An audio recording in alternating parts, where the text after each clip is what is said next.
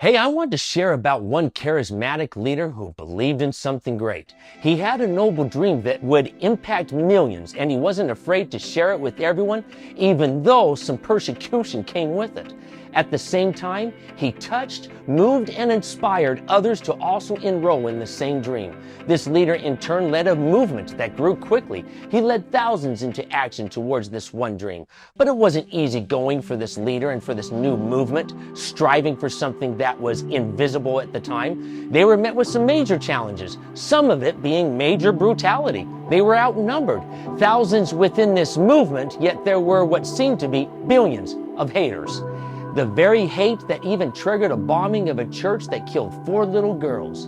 Many within this movement, including children, were arrested, hosed down with a chemical weapon known as tear gas, brutally beaten up by our own nation's police force, and some even beat to death.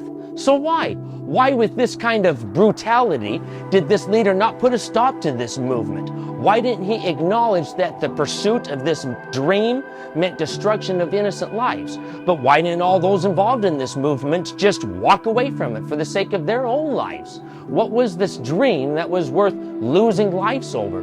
Why, when from experience, when this movement would rally up for a peaceful march, it was met with violence, and yet they still pursued on with the march on Washington? Being there was a risk of getting arrested or beat up, how is it there was still an attendance of 250,000? Well, it's because this dream was very much worth it. This iconic moment in Washington was in 1963, where this inspiring leader shared a speech that has since become the famous speech known as, "I Have a Dream."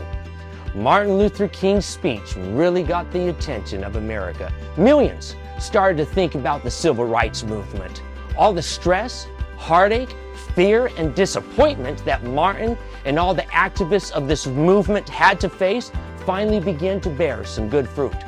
1 year later, in 1964, President Johnson signs the Civil Rights Act. And in 1965, President Johnson signs the Voting Rights Act. If Martin would have let disappointment win, we wouldn't have the civil rights as we see it today. Or perhaps I should say, it would be a whole lot worse than how we see it today. He quotes, "We must accept finite disappointment, but never lose infinite hope." Calling something finite means it's limited or it has an end. It's temporary, and infinite is endless without limits. So for Martin to say we must accept finite disappointment, he did not mean accept disappointment as the final verdict. What he meant is to accept disappointment as just temporary. He encouraged others that temporary disappointment should not deter people from the pursuit of civil rights, and he provided encouragement for us today that temporary disappointment should not deter us from the pursuit of our own dreams. So let's wake up to this, to accept disappointment as just temporary and to not let it win regardless of how brutal it might be, and to never lose infinite hope in our dreams.